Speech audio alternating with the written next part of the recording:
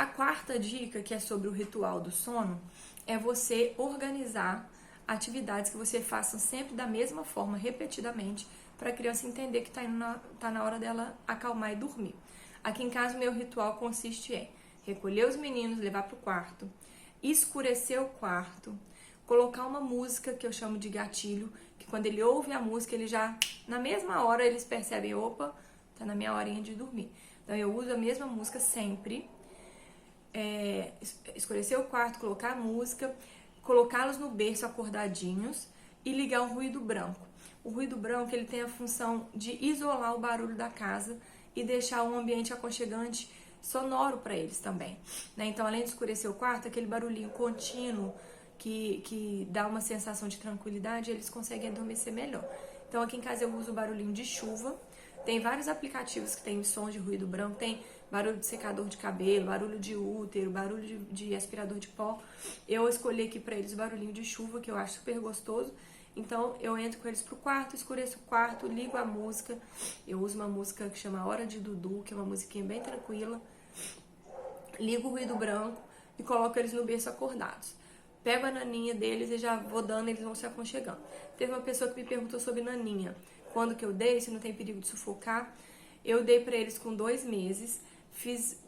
Incentivei bastante eles a pegarem, porque eu acho que é importante eles terem esse objeto que traz segurança. E não vi perigo deles sufocarem. Quando eu percebi assim, que estava ficando muito perto do rostinho deles, eu descia ela e prendia debaixo do ninho. E agora que eles já têm habilidade manual, eles mesmos pegam, põem na cara, tira da cara e não sufocam com ela. Então você tem que observar também seu bebê, qual que é o manejo que ele tem com a naninha. Mas eu acho que é super importante ter esse objeto e a partir de 2 meses, 3 meses já dá pra colocar.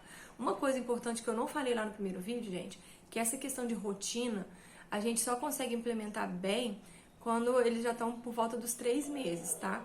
Até 3 meses são recém-nascidos, nem entenderam que nasceu ainda, estão vivendo a esterogestação e eles precisam de muito colo, muito dengo, muito carinho, muito peito. E aí você já pode ir organizando um pouco os horários, mas sem muita rigidez. Depois dos 3 meses já dá para implementar com mais certeza, tá bom? Então, o ritual do sono é importante por causa disso. Tem gente que faz ritual do sono para soneca e tem gente que faz um ritual de sono diferente para o sono noturno. Eu faço o mesmo ritual, sempre da mesma forma. A única coisa que difere é que no sono noturno eles tomam um banho antes. Então, o primeiro passo do ritual deles é ir pro banho. Durante a soneca, não. O primeiro passo do ritual é ir pro quarto já, que aí eu já vou abaixando a persiana, já apago a luz e deixo o quarto escuro. Então, você determina qual vai ser o seu ritual, o que você acha que vai ser interessante pro seu bebê, tá? Eu tava falando do ruído branco, ele tem essa função de isolar o barulho da casa. Por exemplo, eu que tenho um Henrico, né, que faz muito barulho, tá sempre brincando, sempre muito ativo. Esse ruído branco deixa o quarto sempre isolado dessa barulhada, de bateção, de brinquedo, de casa e tal. E para quem tem gêmeos, o ruído branco ajuda muito, porque ele isola o barulho de um bebê pro outro. Então, às vezes, um acorda e o outro tá dormindo. Se você deixar o ruído branco mais próximo do que tá dormindo, o que tá acordado, às vezes chorando, trocando uma fralda, alguma coisa, não atrapalha.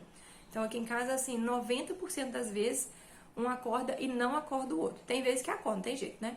Mas a maior parte das vezes, um não acorda o outro por conta do barulho. Então, assim, um acordou e o outro continua dormindo, eu escuto o chorinho daqui, vou lá, pego e o outro continua dormindo, tá?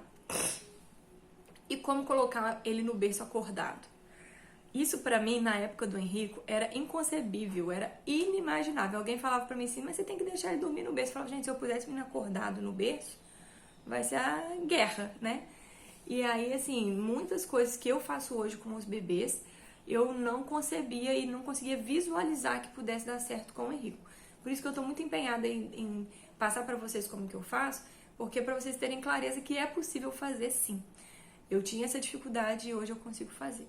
Então, assim, eu coloco eles acordadinhos no berço. Hoje que eles já são acostumados, eu ponho eles 100% acordados e eles vão se ninando sozinhos. O que é se ninar sozinho? É não depender da gente, ficar dando colo, dar tapinha no bumbum, nem nada.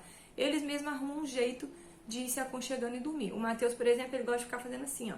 Você vê que ele começou a fazer assim com a mãozinha, você pode saber que ele vai dormir em segundos. O Luca gosta de pegar a naninha e fica fazendo assim no orelhinho, um elefante, ele fica fazendo na orelhinha do elefante. Então eles vão aprendendo formas de se acalmar e dormir sozinho. Mas no início, eles não conseguem, né? Se eu puser ele lá 100% acordado, vai ficar debatendo para um lado e para o outro, principalmente as crianças maiores. Então, você dá colo, acalma. Quando ele estiver sonolento, você coloca no berço, acordado ainda, sem estar dormindo. E você vai diminuindo esse tempo e colocando eles cada vez mais acordados. Então, primeiro você põe sonolento, depois você põe ele um pouco assim, meio bêbado de sono, depois você vai ver que ele consegue ficar melhor acordado. Ah, mas eu pus ele no berço, chorou. O que eu faço? Pega, acalenta, dá colo, dá carinho, põe no berço. Eu já fiz isso milhares de vezes. Pega, dá no colo, dá bico, dá carinho, põe no berço. Eu nunca deixo eles dormirem no colo. Não sou contra colo, dou colo o dia inteiro, dou beijo, dou afago, tudo. Mas pra dormir, eu não quero que eles aprendam a dormir no colo. Isso é muito importante também para os períodos de desenvolvimento. Igual, por exemplo, os meus agora estão num salto de desenvolvimento porque eles aprenderam a rolar. Sempre que tem uma grande habilidade sendo desenvolvida, rolar, engatinhar, sentar, criança que está começando a comer na introdução alimentar, isso tudo traz bastante agitação para a criança, inclusive interfere no sono. Então, os meus agora, eu estou brincando aqui que eles estão parecendo 2 touros bravos, que você põe eles no berço, eles ficam batendo a perninha, faz uma barulhada danada, porque eles aprenderam a rolar recentemente e só querem ficar rolando no berço de um lado para o outro. Então, eu pego, acalento, dou bastante, como que fala, sacudidinha assim, que eles gostam do balanço. Quando acalmou, eu ponho no berço. Se precisar pegar 5 vezes, 6 vezes, 7 vezes, eu pego e volto, pego e volto. Porque se eu ensinar eles a dormir no colo agora, que eles estão no salto, quando o salto passar, eles não vão querer dormir sozinhos no berço. Então, assim, as crianças, gente, a gente sabe que eles são, assim, seres que aprendem muito rápido, né? Maria Montessori já tem um livro lá, Mente Absorvente. Eles absorvem tudo muito rápido. Então, e eles aprendem o que a gente ensina. Então, se a gente ensinar eles a dormirem no colo, eles vão aprender a dormir no colo. Igual o Henrique, eu ensinei a dormir no peito.